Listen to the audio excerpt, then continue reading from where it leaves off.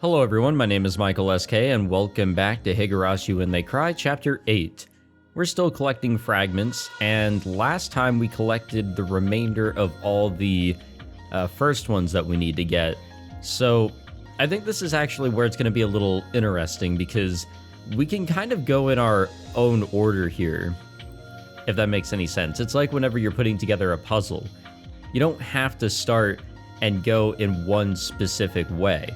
There might be a recommended way because, you know, it makes logical sense. You can see how the pieces are lining up, but you can kind of just go wherever you can, put that first piece down, like these required ones, and just build from there. So it seems like there's some options for really just however we want to proceed here. And to be honest with you, I don't really care how we proceed. I just got to look for however we can proceed. So we'll start with page 1, and we'll just kind of see what we can do here. I highly doubt that we can do some of these because we're still in the past, kind of. Like this one right here.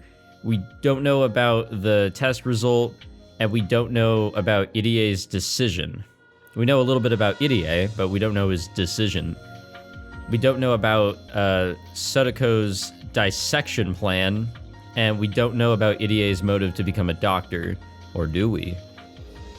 We don't know about the third-year curse. L5 stage patient's dissection is required. I'm assuming that's, well, that's the corpse that Takano was talking about, is it? Maybe? Help from the Queen Carrier is required. We don't have that. Live specimen for research is required. Tragedy at the dam construction site is required, so we're not there yet. We're not at the second sacrifice, I can tell you guys that. And the same for the third. And the fourth, we're not there yet. At a quarry in Higurashi, help from the Queen Carrier is required. We don't have that yet. Distrust of the mother of a queen. We don't have both of those. Those are from the first page. Requesting assistance from a queen. We don't have that either. Repetitive apologies are required. A murder with a dismembered body. Can we do this one? I mean, we're doing it.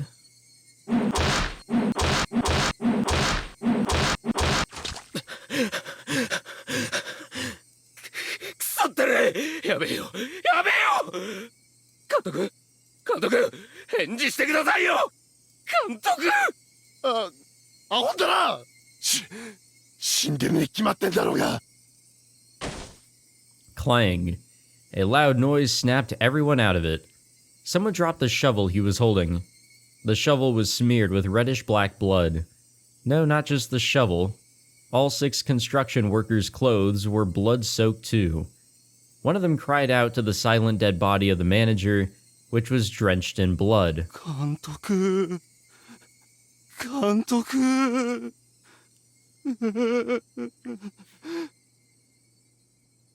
Yakamashi! 死んでるに決まってんだろ。仕方ねえじゃねえか。生徒防衛だろ。生徒防衛。 The fight had started after the manager yelled at them for drinking beer inside the office. There were no drinking and no smoking signs everywhere. The manager harshly scolded anyone who broke that rule. So it was the 6 workers' fault for disobeying. But they drank because they were stressed out by the anti-dam protesters. That's why they said things to provoke the manager. They told him to step out, and the others went along. The construction workers toiled hard and long hours, and that's why they instigated the fight with the manager to release their stress. They had expected to just curse at each other or to end up in a wrestling match. But things escalated. Or to put it more accurately, the manager exploded all of a sudden.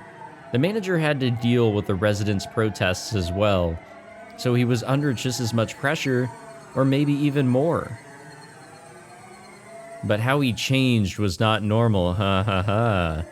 The manager was calm at first, but he gradually became more aggressive, and it was like he transformed into someone completely different. No, it was more like he was possessed by something evil. The men who instigated the fight sobered up when they saw his behavior. Then, the manager picked up a shovel that was nearby and tried to smash his opponent's head in with it. He managed to avoid the hit, but if he didn't, his head would have surely been split open. The manager kept pounding on him with the shovel, even as he frantically tried to avoid the hits. By this time, the workers had realized this was beyond a simple fight, so they tried to hold the manager down, but the manager turned on them with the shovel too. One of the men tried to protect himself by crossing his arms above his head, but there was no way that could have blocked a shovel swung with such force. Blood spurted out and the man groaned in pain. By this time, the 6 men had realized the manager was not his usual self. This manager would try to bash their brains in without hesitation. Since their opponent was using a shovel as his weapon, they had to find some kind of weapon too. One of them grabbed a huge hammer. Then the others realized they needed to find something as well. To restrain the manager in that condition, it was better to arm themselves. こんなつもりじゃなかったのに。It didn't take that long for the madness to infect the 6 workers. It was only a matter of time before they went from restraining him to lynching him. By the time they realized what had happened, the manager was already a lump of meat. His face was swollen, shreds of skin had been torn off, and his muscles and skull were visible too. Obviously, he was quite dead. ふざけんじゃねえよ。俺たちは殺されかかったんだぞ。こいつが襲いかかってこなけりゃ、俺たちだって反撃しなかったんだぞ。なあ。 The leader of the 6, the one who instigated the fight, tried to bring the rest to his side, but nobody replied. And so the leader became frustrated. He was the one who started the fight. The rest simply joined in. He was the main perpetrator. Maybe that was why he was feeling so exasperated. He sensed that he was the one at fault. いつまでもなよなよしてんじゃねえ。仕方ねえだろ。やっちまったもんは仕方ねえだろ。俺たちな、もう殺人犯なんだよ。覚悟を決めるんだよ。まさかおめえら自首して懲役食らいてえなんて思ってんじゃねえだろうな。No, we wouldn't get a story out of that one. 冗談じゃねえよ。 Jesus, alright. 無所なんかこの年で言ってられっかよ。 I wouldn't want to go to the slammer at any age. Calm down, buddy. 隠すんだよ。こいつの死体を隠してすっとぼけるしかねえんだ。 Some of them knew he was on probation for an assault incident once before. So if he got into trouble with the law again, the punishment would be more severe than they could imagine. That was why he was trying desperately to find a way out. If he was alone with the manager's body, then he wouldn't have behaved this way. All he would have to do was hide the manager's body and pretend nothing happened. But there were 6 of them, including him. They were partners in crime and witnesses too. If even one of them turned himself in out of guilt, he'd be in big trouble. でも死体なんか隠したってバレるよ、いずれ。それより正当防衛ってことでちゃんと主張して、その過剰防衛くらいで勘弁してもらえねえかな。Nah, we wouldn't get a story out of that, man. 黙ったれたこと言ってんじゃねえ。実際に殺しちまったんだぞ。過剰防衛で済むかよ。もう取り返しのつかないところまでやっちまったんだぞバカ野郎。でもよ、どう隠したって監督がいなくなったのは明日の朝にはバレちまうんだ。どうしようもねえよ。どうしようもねえのはオンドレの頭じゃボケ。 He slapped the other man in the face.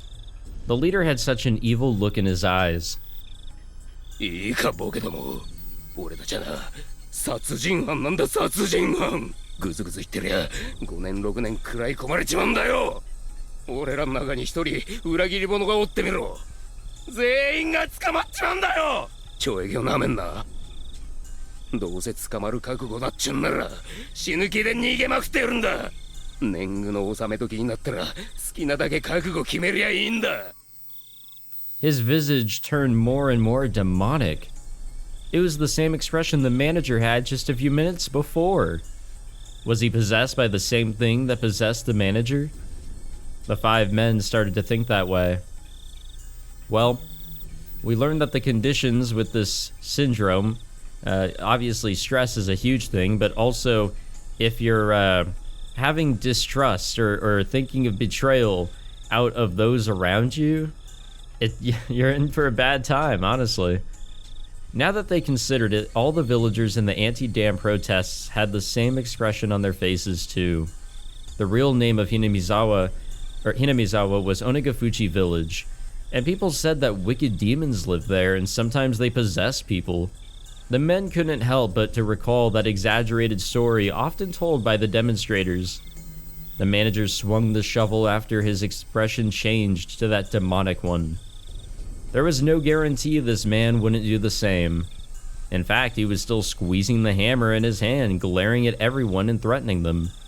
If someone suggested surrendering, he'd probably smash their head in with it. そうだ。裏切り者を出さんためにな。いいことを思いついたわ。Time to chop up the body. 死体も隠しやすくなって一石二鳥だぞ。どんな手だい? We're gonna cut up the body into 6 pieces. そりゃ。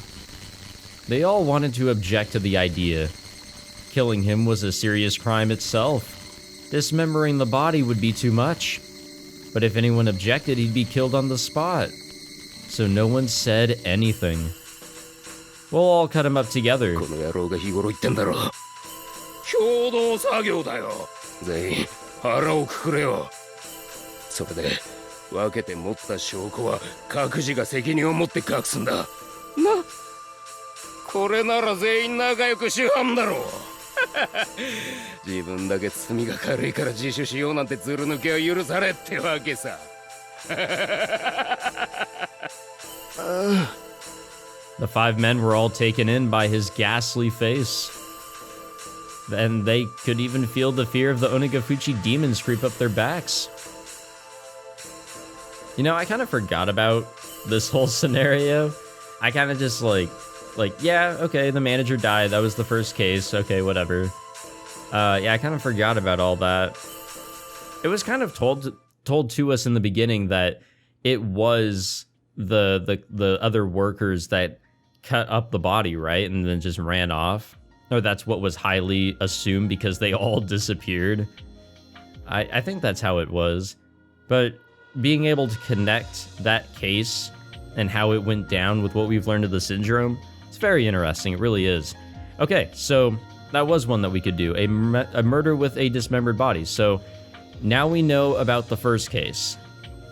We'll just keep on going through on these pages to see what else we can do. And then we'll just loop back around and we'll just keep on doing that until hopefully we have it all figured out. Okay, so we can't do that one. Execution order for 3rd year's curse. Okay, can't do that one. A bat to beat her to death is required. We're not there yet. Not yet. Irie's reminiscence is required. Did we get that out of this? Can we do it? It's letting us in. I guess it's working out. We should probably try to see what happens if we go to a fragment we can't do and just see if like it restricts us or something. I don't know. I've wanted to become a doctor ever since I was little. Doctors make a lot of money. People look up to doctors. I think those are the kind of reasons I had. So when I played with my friends, I always acted like a doctor. I cleaned their wounds and applied ice packs when my friends sprained their ankles, using what I learned from household medical books. Everyone, including me, believed that I'd be a doctor one day. My family was poor, so they praised me for that goal. They told me that I needed to study a lot to become a doctor, so they borrowed some pseudo-medical books from the local library for me. The rental fees weren't cheap, so I would speed read one book in a day, and the next day my parents would go back to the store to exchange it for a different book, saying they accidentally borrowed a book they already borrowed before. By doing so, my parents borrowed 2 books for the price of 1. Of course, now I know those books were rather useless, but they were highly motivational just the same. My neighbors called me Dr. Kyosuke-kun, and I was always picked for class health officer at school. Even my teachers helped me with the classes I needed to take to become a doctor. Of course, in reality, becoming a doctor isn't as easy as it might seem. I had to study diligently, and the path was most definitely rough. To become a doctor, one must attend college. Since my family was poor, I was told I wasn't allowed to go to an expensive private school. So I had to be admitted to a national public university. My grades weren't bad, but the admission rate to national public universities is very marginal. Especially since I wanted to go to a medical school, my chances were even smaller. I studied like crazy. My only driving force was my childhood dream of becoming a doctor. And the dream of becoming a doctor and to be looked up to by everyone kept me going. And I was admitted. I wasn't at the top of the list, but I made it in. I was finally at the starting point of making my childhood dream come true. My parents were thrilled. Neither my father nor mother went to college, so they were proud of their son getting into a public medical school. They invited our relatives over to celebrate.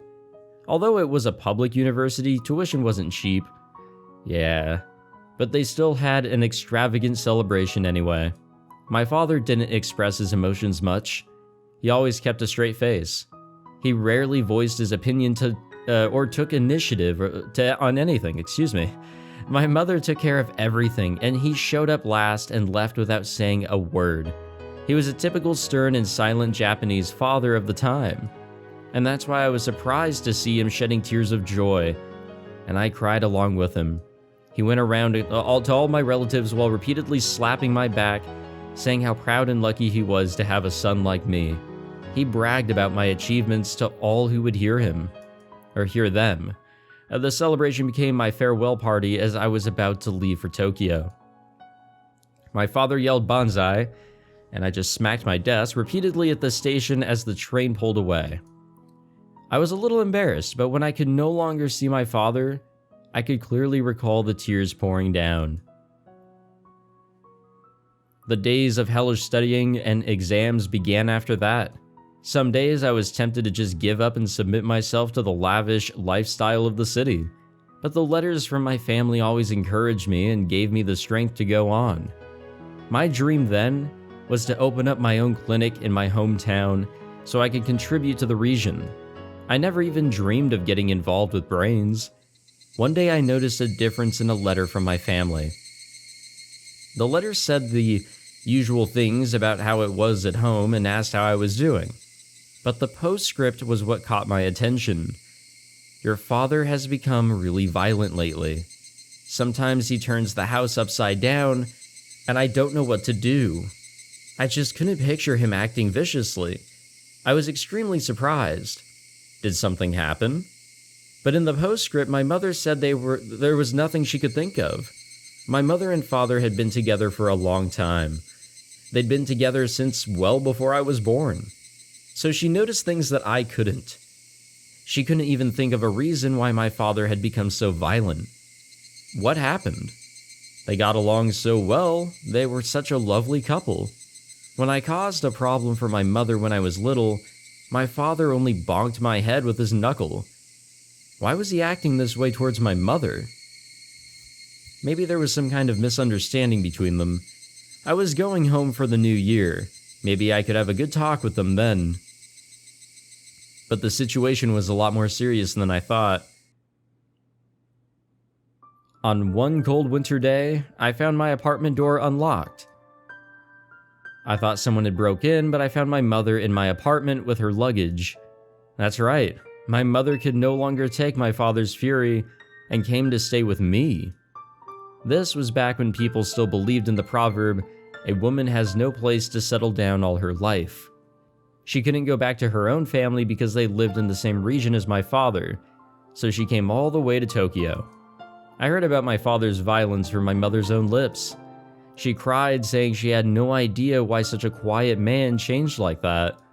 She said that she wasn't ever going back to him. I didn't know what to do. I asked her if she could talk to him one more time, but the bruises on her body told me it was no use. To remember what happened afterwards is too much, so I'll be brief.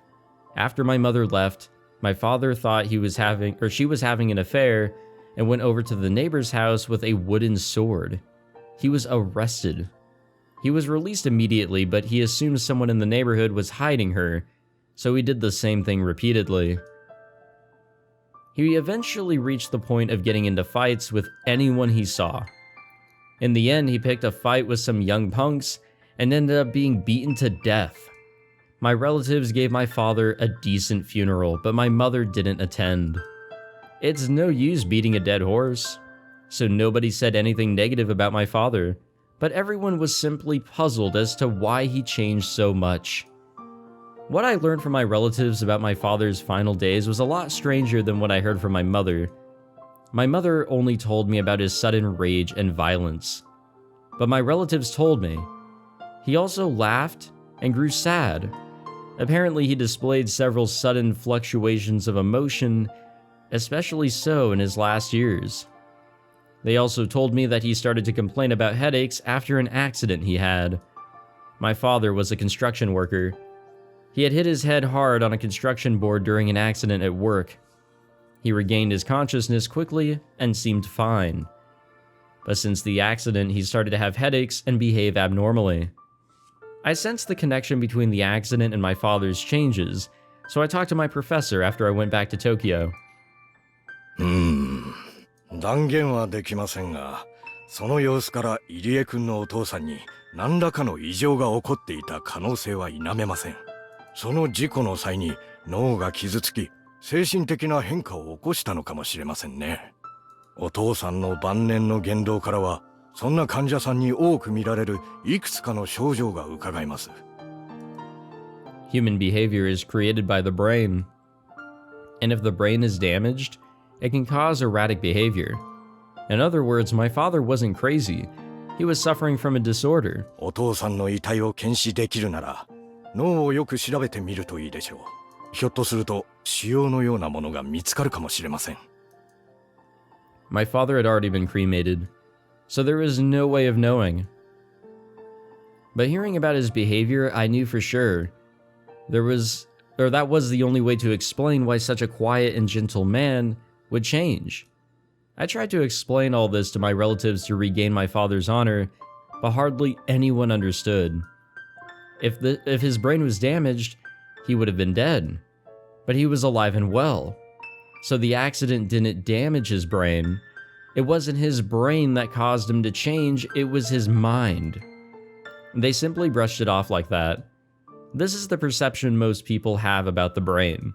They don't realize the mind and the brain are connected. Most of the relatives didn't believe me, but there was one person who I really wanted to anyway. And that was my mother. As she got older, she grew senile and she exaggerated the abuse she had to endure. All she did was criticize my father. And every time she ended up crying, lamenting that she married him. And they were a lovely couple. We were a great family. And that's why I wanted to convey to her that she was misunderstanding the situation with my father. Excuse me. My father's behavior was caused by his brain damage. What he did to her was very sad, but he didn't want to be that way, and I told her he wasn't at fault. But my mother didn't understand. Before she took her last breaths, I begged her to forgive my father. But her final words were, "Please don't bury me next to that man." My father wasn't at fault. He was simply the victim of a brain disorder. You don't complain to a person who's coughing because he has a cold, because coughing is just a symptom, and he should be sympathized with. In my father's case, the symptoms weren't as obvious as a cough. They took the form of changes in personality, which are much harder to recognize. If I had studied the brain more, I could have explained it better to my mother so that she could have understood him. They could have been a nice couple again in heaven. When I realized that, I cried. And I also realized that there are plenty of people like my father in this world who are suffering from a disorder, yet they are misunderstood and despised for it. And then I found it. I found out about a miraculous cure for such disorders called lobotomy. Ever since that day, I spent my days learning about the brain so I could help people who are suffering from mental illnesses. My father is gone, but if he was still alive, I could cure him myself, so he and my mother could reconcile. that's the main reason why I'm here. Okay, you know what? I dig it. I like that. That's a good backstory. A good reason for him to study what he studies. I mean, I would have gone with whatever. Whatever his reasoning was. To be totally honest with you. Okay. So we learned a little bit more about Irie. Prior consent for the collection of something fluid. Okay, we don't have that. We don't have the death of Koizumi-sensei. Not yet, at least. Well, we don't have that. Rika Furude's high fever and Tomatake's slight fever. We don't have either of those. The death of the dam construction site manager is required. We can do the old guy. That is not a good sentence. That is a terrible sentence. I don't know what to say. I want to say something, but I can't think of the right words. I can only sigh. 大石さん、探したんすよ。課長から手配写真の。静かにせい。ここは騒ぐ部屋ではないぞ。 As Kumagai barged into the room, the old coroner quickly snapped back at him. すみません。ですね。課長が容疑者の手配写真について。ああ、それ小宮山君に相談してくれませんかね。ちょいと私、じい様と話がありまして。すぐに上がりますと上に言っといてください。あ、わかりました。 Kumagai ran out of the autopsy room with the same haste he entered in. 賑やかな男だの。おやっさんだったらやかましいって言ってお前さんも少し上に戻った方がいいぞい。ここの空気は慣れんやつには合わん。そうですね。あんまりサボってると私もげんこつを食らっちまいそうです。獅子骨界隈じゃチンピラも避けて通るお前さんをツモの切り方が悪いとげんこつを食らわせてきたのは後にも先にもこいつだけだったの。容赦のない人だったな。本当の親父よりげんこつもらった気がしますよ。本当も嘘もないわい。お前さんが本当の親父だと信じてたならこいつも本当の親父だ。My real father passed away in Nagoya. He was unlucky. If he wasn't given the order to move to a plant in Nagoya, he wouldn't have died in an air raid. If he could have rode it out another half a year or so, then the war would have been over. I was sad, of course, but I was grown up enough by then that I didn't cry into the ground like my mother did. But people feel sadness in different ways. For some people, it comes all at once as an overwhelming wave, but others feel sadness gradually over a long period of time. I think I was the latter. When he was alive, I only thought of him as annoying. In my mind, I even cursed him with questions about why he avoided the draft. And I thought my feelings toward him would always be the same. Then the war ended. As I saw families and friends being reunited with joy as they came home from the front, it finally happened. I grieved for my father's death. Japan was filled with people who were sad and full of despair, and I knew I wasn't the only one whose life ended up that way. But I remember I was very, very heartbroken. After the war, the nation completely changed. As a policeman, the environment I worked in went through sudden changes too. In order to forget my sorrow, the only thing I could do is devote myself to work. Or to my work. 私はいろんな取り締まりをやらされてましてね。食料とか生活必需品を非合法な手段で買い込む人たちをよく検挙したもんです。そりゃあもうゾロゾロ引っかかりましたっけ。小倉のあたりは物が豊かで、そういった物を手に入れるのにかなり都合が良かったそうなんですよ。After the war, Japan faced a chronic shortage in food supply. To those ends, the nation instituted a food rationing program by signing the Food Control Act. But the rations the government provided weren't even close to being enough to feed families. Therefore, people had no choice other than buying food and supplies on the black market. The government hardly had enough food for rations, but there was somehow plenty on the black market. The dealers there sold it at outrageous prices, and some of them became quite wealthy. The Sonozaki family made their money through the black market, but that's another story. Damn, this guy just cannot stop talking about them. The government didn't bother arresting these dealers, for with their money they were able to buy off the top members of the police department. Instead, they decided to go after the people buying the goods, and even confiscated the rice they bought by selling everything they owned. Yeah, I remember that. Wasn't there a prosecutor who starved himself to death? Yeah, there was. The prosecutor who vowed not to eat illegal rice starved to death. Wasn't it in 1947? That was horrible. He, a public prosecutor, proved it himself that people couldn't survive by adhering to the law. And that prosecutor had grown tired of the government charging people with doing whatever they could to survive. And he proclaimed that he was never going to buy black market rice again. In 1947, he starved to death when he was only in his mid-30s. The law prohibited people from buying black market rice, but that was the only way to survive. In that case, was the Food Control Act a bad law itself? The death of the prosecutor was seen as a desperate message to the government about the unjustness of that law. We rounded up people with bags of rice and lined them up at the temporary inspection point next to the station. It was like a military tribunal. We inspected their bags and confiscated everything that they bought at the black market. ご婦人方はみんな泣かれるんですよ。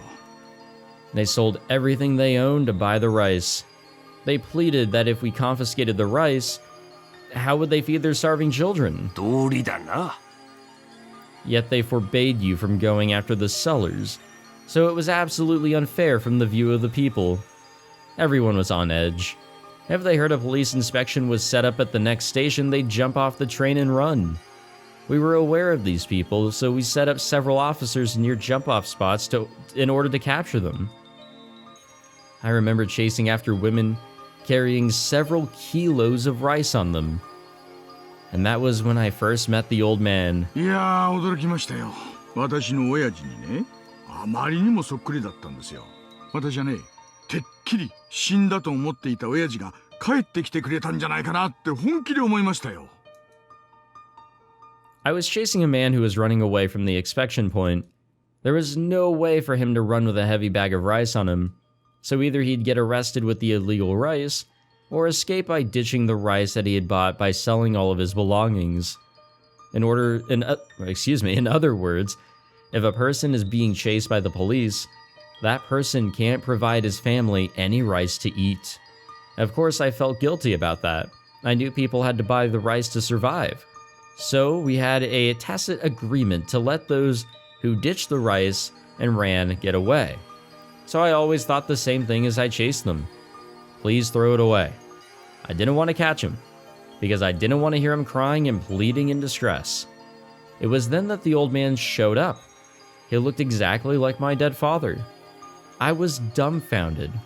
Then all of a sudden, he punched me in the head. If a father disciplines you, as a child, you lower your head in apology.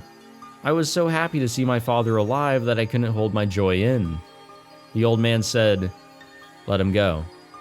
When I heard his voice, I realized he wasn't my father, so I thought I'd arrest him for assaulting a policeman. But a young man like me, who'd barely grown any hairs yet, was no match for an older man used to fighting. いや、たっぷり説教をもらいましたよ。大通りの真ん中でぶちのめされた挙句に。普通に考えたらそんなのに耳なんか傾けないですよね。でもあの時の私はどうかしてたんです。どうしてもおやっさんが親父に見えちゃって、おとなしく言うことに耳を傾けることしかできなかったんです。まあそこで小づいただけじゃなく、男の器量もきっちりと見せられたのがこいつの大したところだったの。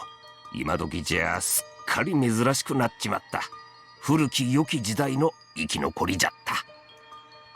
Despite my age, I still needed a father. I needed someone to look up to and to show me what makes a man a man. When I think about it, I really did have two fathers. The old man was a father, a brother, and my best friend. But now here he lies with his head, body, arms, and legs all dismembered, and his right arm still hasn't been found. He taught me how to be a man, how to enjoy alcohol, how to play mahjong. And with that right arm, he gave me a good beating when I did something wrong. But that right arm is still missing. 星の目星はねえ、もちろんついています。おやつさんの右腕ももちろん取り返しますし、このカニもきっちり返します。They're running Hinamizawa from the shadows and inciting the collective crime they call the damn protests. The Sonozaki family. I declare war within myself. I already know who my enemy is. Well, you're fucking wrong, dipshit. I'm just kidding. No, I honestly suspected the Sonozakis myself, and I don't think Irie helped with my suspicions. He probably raised them. No, I mean, I'm sure a lot of us thought that the Sonozakis were at fault in some sort of way in the very beginning. Truly. Okay, let's see what else we can do. Bottle of wine for a tote. Okay, well, we don't already have that. Rika and Sotaka's shopping trip. We do not have that. We don't have any of that. Conflict between the Hojo family and the Sonozaki family is required. We have that, and we have the self-introduction of Sotoko. I think we can do the Hojo siblings. It's letting us.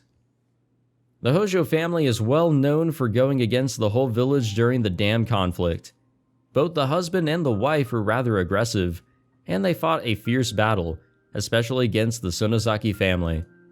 Although the whole village, treated them coldly, the husband and wife didn't really care and kept on fighting. In a way, they were extremely strong-willed people. I'm sure their children had to go through a lot because of them, though. Sotoko-chan and Satoshi-kun were treated coldly by the villagers as well. In addition to that, Sotoko-chan and her stepfather didn't get along, so their stress levels must have reached their limit. Because I'm the director of the local clinic, a rather respected member of society, people usually tell me a lot of things. So I was aware of the treatment they were receiving even before I met them. I met Satoshi-kun first. Satoshi-kun came to the clinic because he felt ill from too much stress.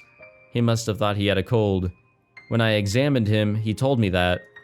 But hearing his repeated sighs and by seeing the exhausted look in his eyes, I knew right away it wasn't just a simple cold. Medication would heal his symptoms, but that'd only be a temporary measure.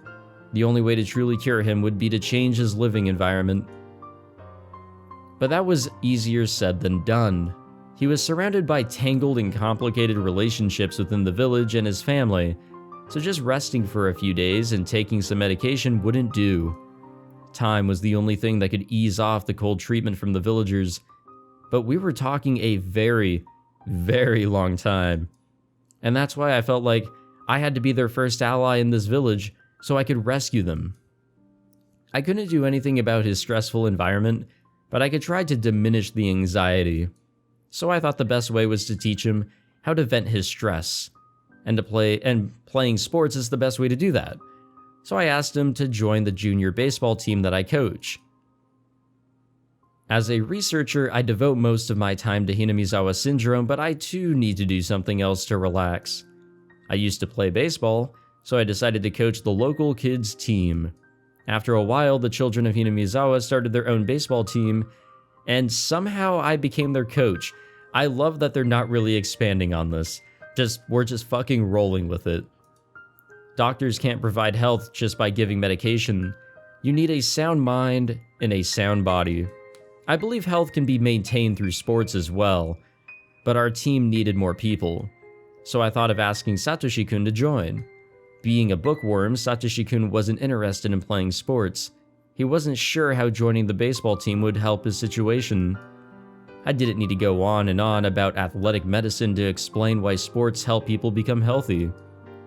I just wanted him to experience it himself, to realize how great it feels to play sports. I think he realized it gradually. He was reluctant until the very end, but he attended all of the team activities and games.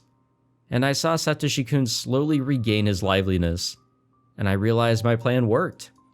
However, if Satoshi-kun was under that much stress, then Sotoko-chan, who lived in the same family climate, must have felt the same way.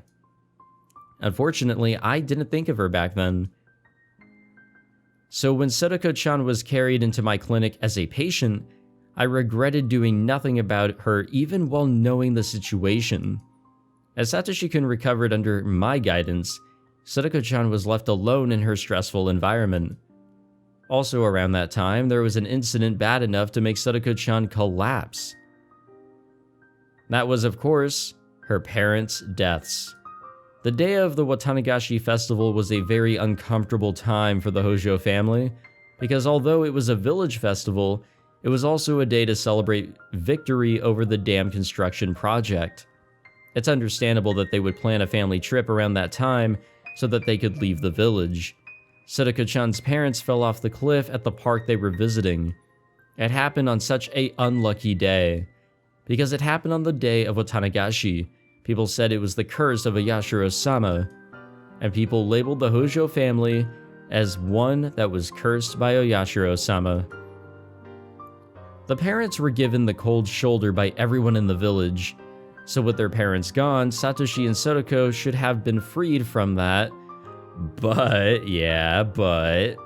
unfortunately the accident happened on the day of Watanagashi, and that's why the members of the Hojo family continue to be shunned.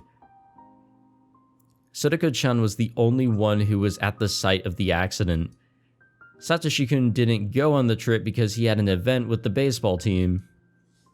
Therefore, the police mainly interrogated her. The detective Ueshi suspected an act of organized crime by the village, so with Sadako-chan as the only witness on site, he drilled her with questions. She was as stressed as Satoshi-kun, perhaps even more, so of course she couldn't take it. During the interrogation, she began to wheeze and gasp for air. The anguished look I saw on Sadako's face when she was carried into the clinic was very, very tragic.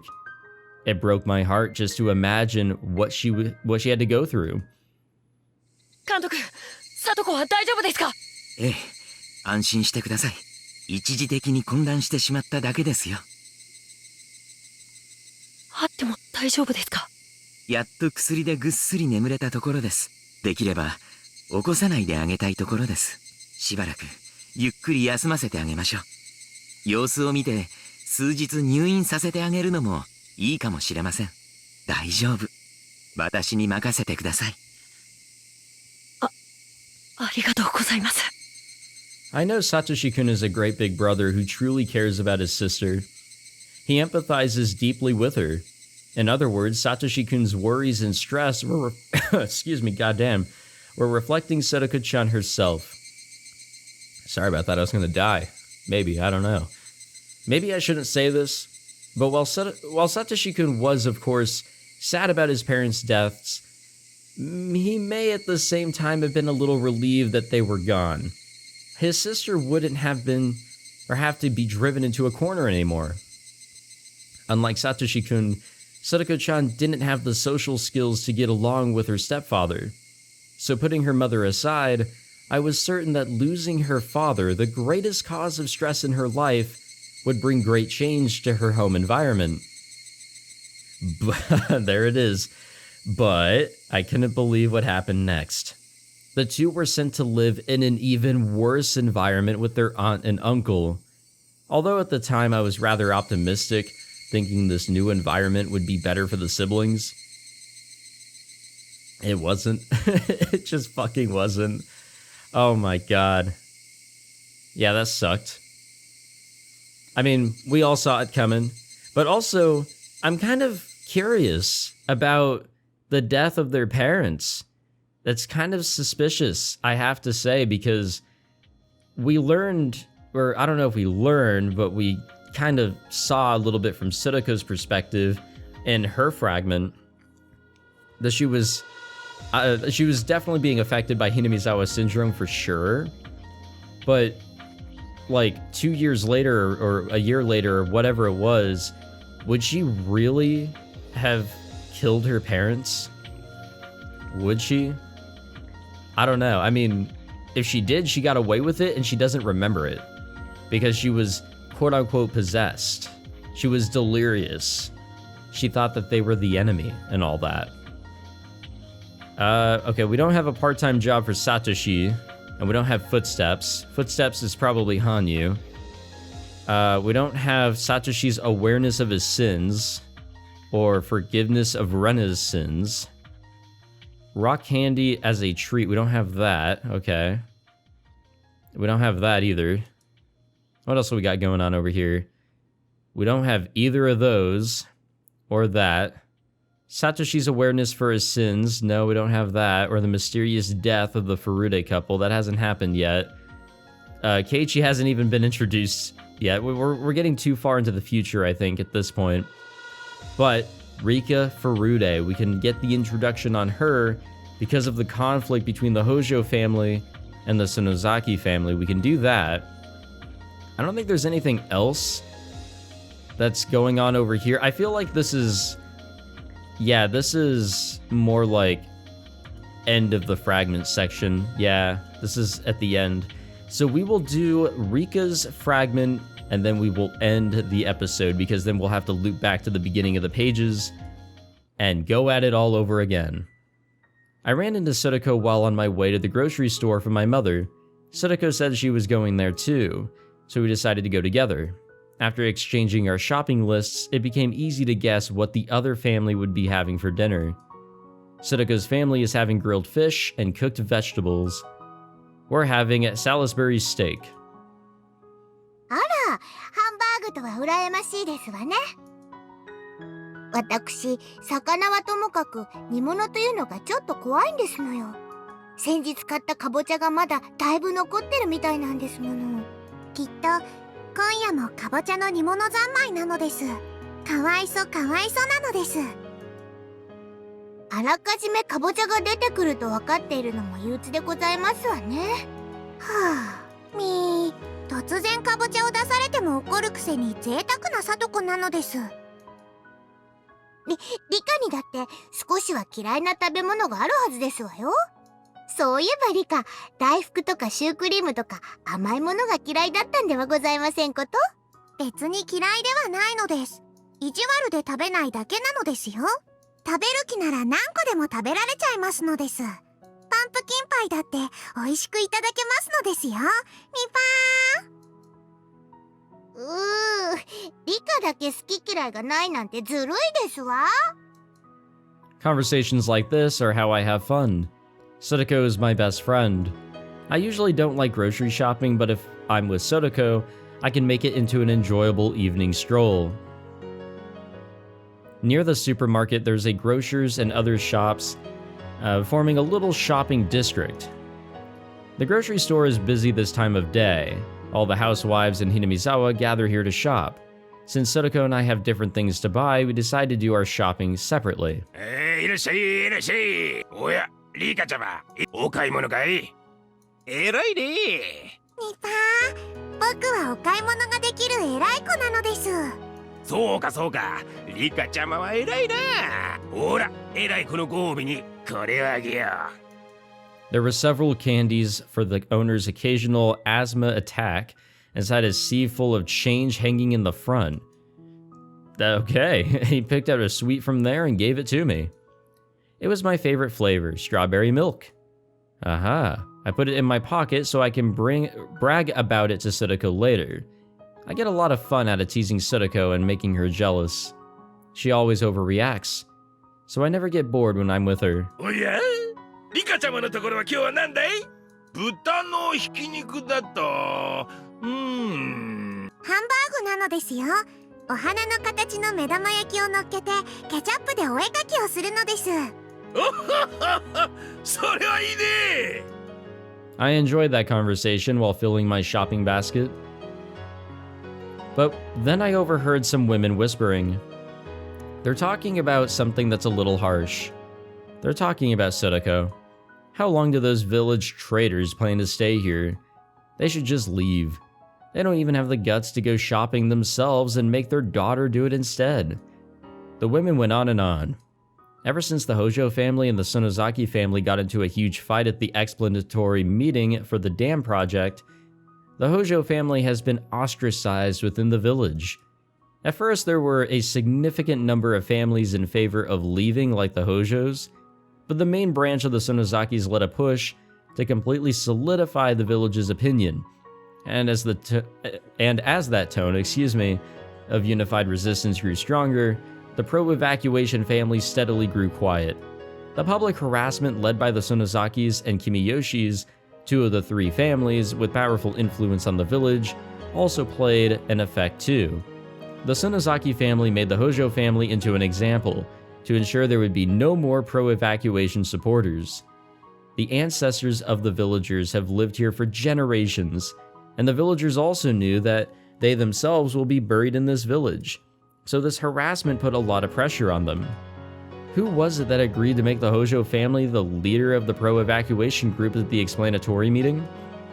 Those same people no longer said anything, and they even joined in on harassing the Hojo family. The harassment they faced then became pressure from the entire village. The Hojo family is hardly wealthy, and they haven't paid the town council fees in a long time. When things were peaceful, nobody said anything about it. But now that the wind was blowing a different way, the Hojo family was asked to pay off all their late council fees immediately. It wasn't an amount they couldn't afford, but the Hojos recognized a fight was being picked with them, and they responded to it. And so the Hojo family quit the town council. But that only played right into the village's evil plan. Making an enemy of the town council meant facing vicious harassment. For example, the place the Hojos dumped their trash was a provisional dumping site established by the town council and the waste management department. Under the council agreement, only council members could use it. Ever since the day the Hojo family quit the village council, their trash bags were returned to their front door. Furthermore, all the bags were torn, of course they were. On top of that, a sign went up on the hedge road near the Hojo family. It said private road, no trespassing. Only council members permitted. A stubborn old man stood and guarded the road, saying that he would not let any of the Hojo family members pass through. A private road is private property owned or opened up to the public, so it looks just like a normal road. However, as private property, the owner can forbid anyone else to pass through whenever they like. More and more, the village piled on vicious harassment. The fear of antagonism spread through the entire village, and people became afraid that if they supported the Hojo family, they'd go through the same thing. This has made the Hojo family even more isolated. The grown-ups hadn't even told their kids about what's going on, so Sotoko isn't harassed in any way at school. But it wasn't hard to imagine she probably spent her days feeling so anxious that she could hardly breathe. Even the women whispering in here aren't saying anything directly to Sotoko, but it's not like she doesn't notice their muttering and the cold stares. When did this village become so cold towards her? As her best friend, it's very sad for me. Sotoko's shopping experience is nothing like mine. When I say hello or buy things, I usually get treats or a discount. But that doesn't happen to Sotoko. On the contrary, she's served last on purpose. Goddamn. And sometimes shop owners even pretend they don't hear her. Obviously, people don't want to have anything to do with her. Sotoko had been weaving through the housewives crowding the shop, telling the fishmonger what she'd wanted, but she kept getting ignored. She's decided to keep her smile and pretend she doesn't mind, but I know. It was far too painful for her to endure. At that point, Sotoko dropped her coins on the ground. Maybe her finger got stuck on something when she was trying to put the change back into her wallet. I ran through the crowd to help pick them up. But as I did, I noticed something. Sotoko dropped a lot of coins and is struggling to pick them all up, but nobody is helping her. It's not just that. It's almost like they're acting like they don't even see her there. Sotoko isn't expecting anyone to help her, since she's the one who dropped them. But there are so many people around and not even one is trying to aid her. さとこ、僕も拾いますですよ。大丈夫ですわよ、リカ。 That reaction is all I need to tell how hurt she is. Furthermore, when I started to help Sotoko, other housewives started to pick up the coins too. As if it's the natural thing to do, yeah, So they can only help if a shrine maiden of the Furude family does?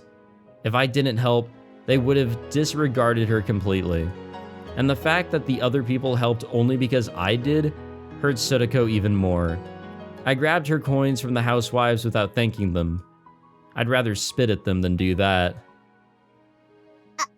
ありがとうございますわ。リカ、皆さん。 If she didn't thank them, people would talk about that too. Sudako forced out her words of gratitude. The housewives looked down at her with blank expressions. I can't stand this. I can't stand what Sudako is going through right now. お買い物が終わりましたら行きましょうです、さとこ。ええ。 I grabbed Sudako's arm and pulled her away. I was frustrated, sad, and bitter. What has Sudako done? Reality is just too cruel. Everyone loves me. But can I share that love with Sudako? Sudako must be wondering why people treat me so differently. I shouldn't come shopping with her. Or rather, I should have done her shopping instead. さとこ。なんですの、リカ。小銭をばらまいてしまって、かわいそうなのです。なので、これはさとこへの残念賞なのですよ。